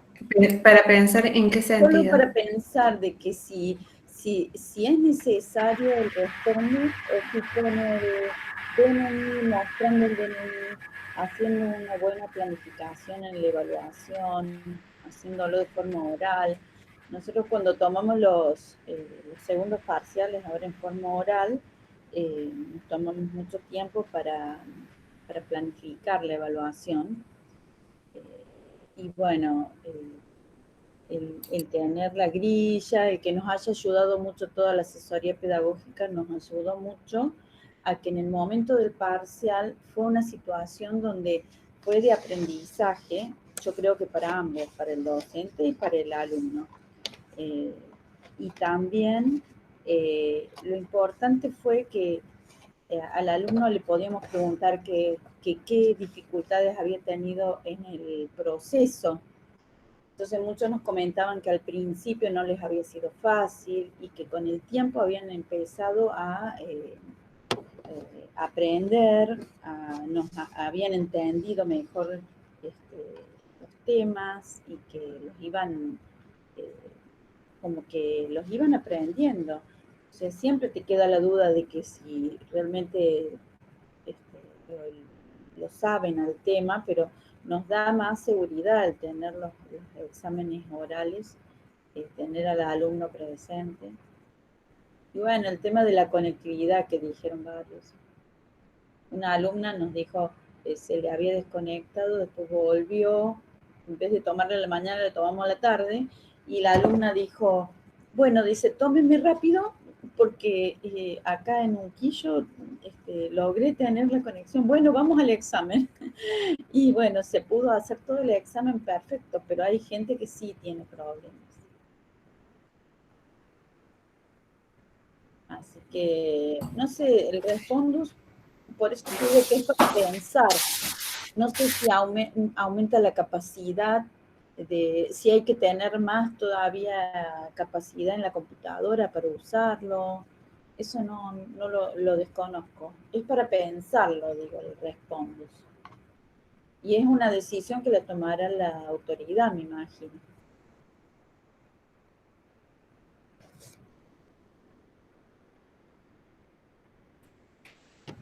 Me parece interesante la reflexión, sobre todo si después más adelante se va a trabajar el tema de evaluación, por más de que nosotros lo abordamos más desde lo pedagógico, me parece interesante esto de poder reflexionar acerca de los distintos usos que podemos hacer de las alternativas digitales y tecnológicas que tenemos. La última pregunta que aparece en el chat es de Gerardo Gilligan y dice: ¿cómo manejar la ansiedad de los chicos, y quizás también la nuestra, en querer retomar la actividad clínica, aún más cuando hay tanta incertidumbre en el regreso y en el futuro? Les dejo la palabra a las licenciadas. Es una pregunta muy difícil, ¿no? Uno tiene que ir diciéndole al alumno que, bueno, estamos en este contexto de incertidumbre y que todos queremos volver a una vida normal.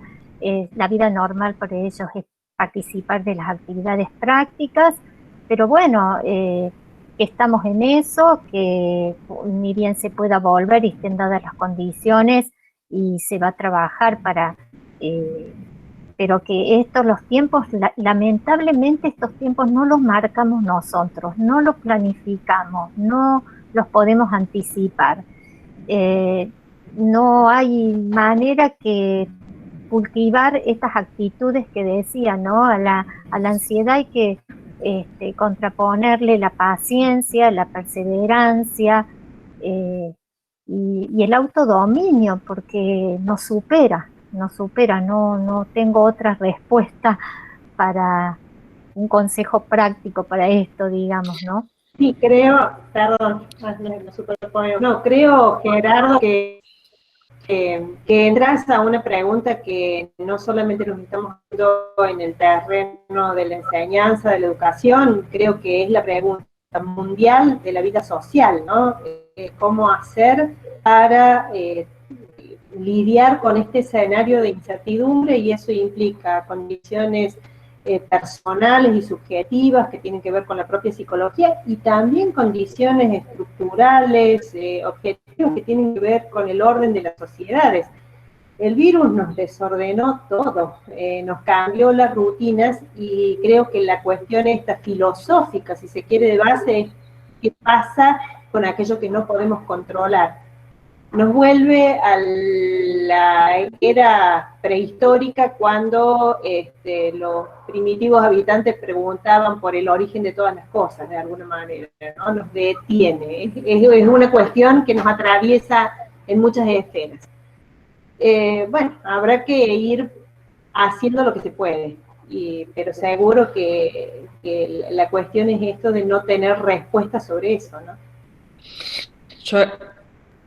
Yo agregaría, Adriana, lo que vos planteas para la respuesta a Gerardo, es que la única certeza que tenemos que podemos enseñar el contenido teórico en una materia como, a lo mejor, en cuál materia está parado, si en estomatología o en fisiología, O sea, lo que uno tiene certeza que puede enseñar, sí que el alumno tenga claro cómo lo va a hacer y en qué tiempos lo va a hacer.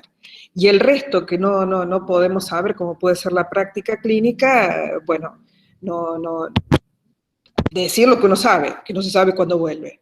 Pero ese es un modo de ir calmando ansiedades, por lo menos decir al alumno, la parte teórica la vas a tener y la vamos a ir cursando. Y una aclaración, porque leí en el chat que por qué no habíamos dado esta charla en marzo. Bueno, porque sucedieron muchas cosas. Primero que la cuarentena iba a ser por 15 días, después era por un mes, después empezaron las consultas, empezaron a funcionar las aulas, después vimos que como asesoría teníamos que empezar a trabajar sobre evaluación, porque llegaban los parciales, entonces de ahí vino el documento, y como dije al inicio, viendo que el segundo semestre iba a seguir exactamente igual. Beatriz se cortó el micrófono. Se desactivó el micrófono. Ahí está. No sé hasta dónde escuchar. De los parciales de la evaluación. Como el cuatrimestre, viendo que el cuatrimestre planteaba igual que la primera etapa, ahí quedaste de... Por eso decidimos abordar este tema. O sea, también a la asesoría, como a todo el mundo, nos sorprendió la pandemia y la situación. En dos preguntas más quedan. El doctor Rubén Ponce dice, ¿cómo se plantea la acreditación de la asignatura por promoción en este contexto de virtualidad? No sé si la dejamos para la otra instancia o si hay algún comentario para hacer.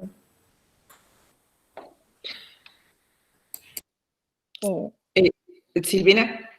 No, yo no sé si porque hay facultades que se han tomado disposiciones respecto a, no sé si desde Secretaría Académica se tomó una disposición, pero yo sé que hay facultades que han bajado las promociones, directamente no tienen, los chicos no pueden, por eso no sé si hay alguna disposición de... No, en la facultad la disposición, Rubén, en la facultad, y bueno, uno lo ha ido leyendo a través de los correos que han ido llegando, es que se mantienen las condiciones de promoción. Ahí Silvina Barenbaum pidió la palabra y puede explicar aún más. Entonces, es la cátedra que va decidiendo cómo va a ir evaluando, ya sea en forma escrita, en forma oral, cómo va a ser la acreditación para una promoción, y ese alumno en promoción luego va a ir a un coloquio. Recuerdo perfectamente nuestras primeras reuniones con el CINFO en que los docentes planteaban que iba a haber un coloquio para que uno asegurarse de que el alumno que está a promocionar es realmente el que dice ser. Pero ahí le doy la palabra a Silvina también, que le pidió y puede explicar aún más. A Silvina Barenbaum. Sí, pero no quiero que Federico se ofenda, porque pidió él antes la palabra, así que no sé, Federico, ¿querés vos comentar algo? Perdón, Federico, no había visto. No, yo quería hablar sobre el tema de Gerardo, de la ansiedad de los estudiantes y todo eso.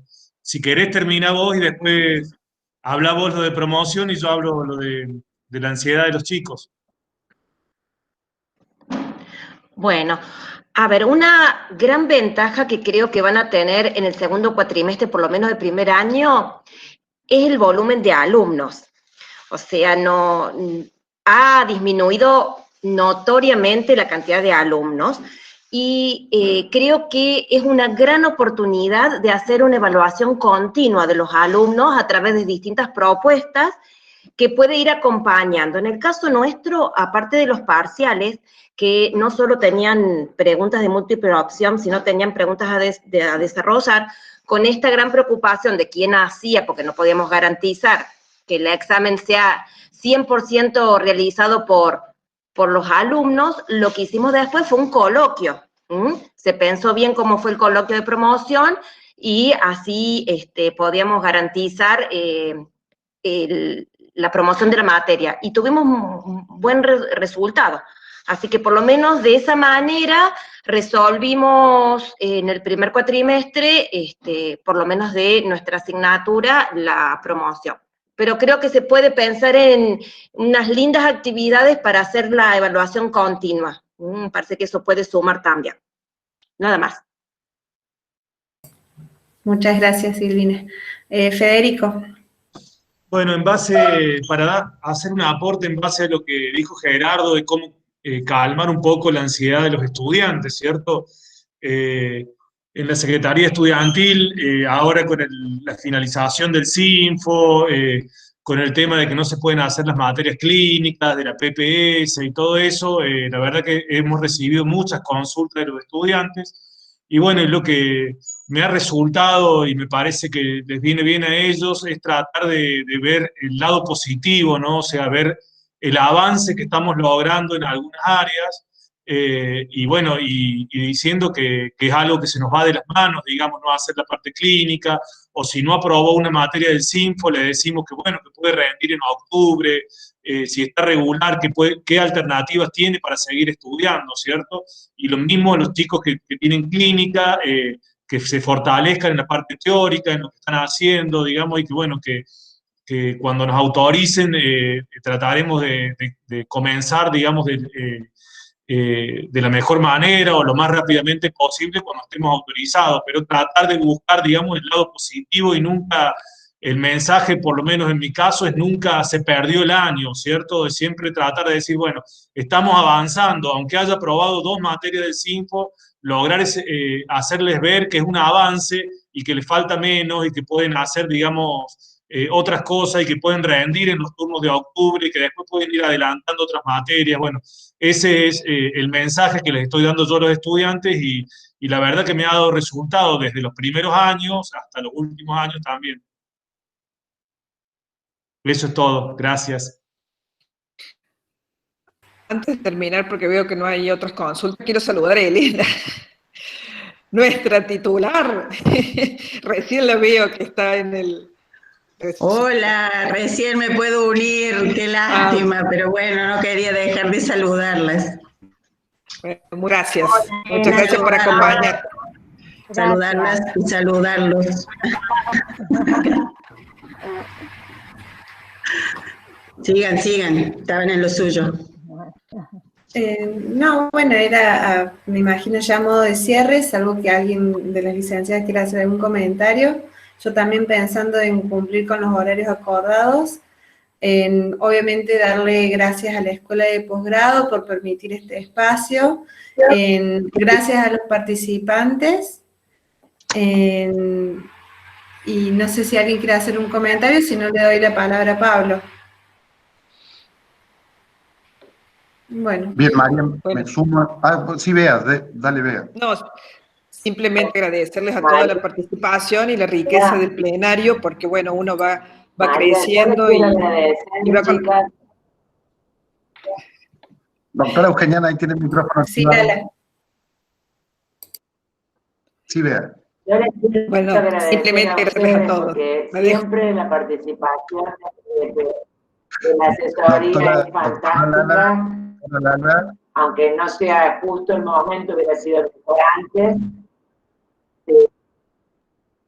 Sí. Analía, si podés cerrar el micrófono, doctora, que a lo mejor no se dio cuenta y por ahí está hablando por teléfono. Bea, no, perdona. Está hablando de... No, estoy con el micrófono abierto. Es que no se le escucha muy bajo, perdón, doctora. Yo les quiero agradecer a ustedes.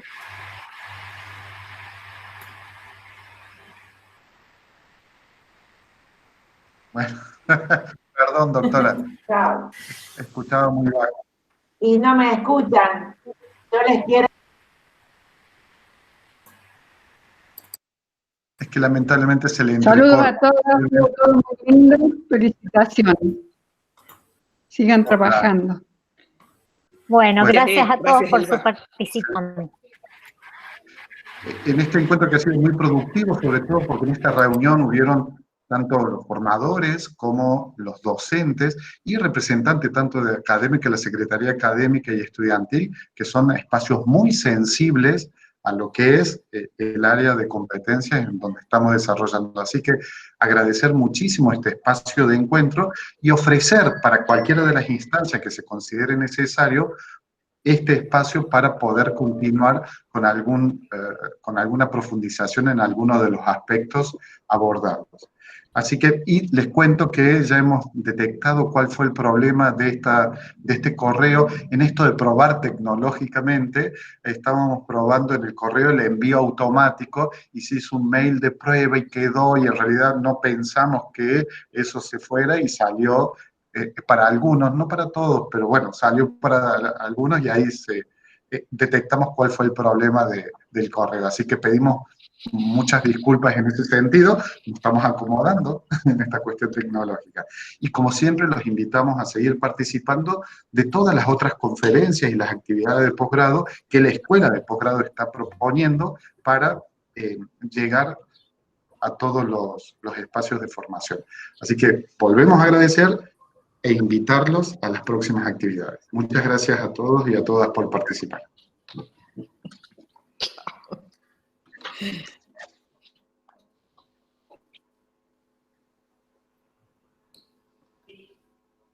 Analia, si querés ya dejamos de grabar a medida que se van retirando del aula.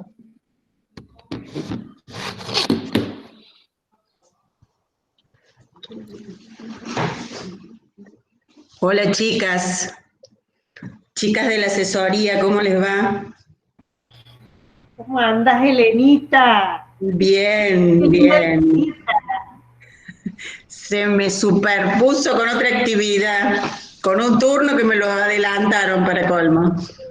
Si no, hubiese acompañado en todo el cursito.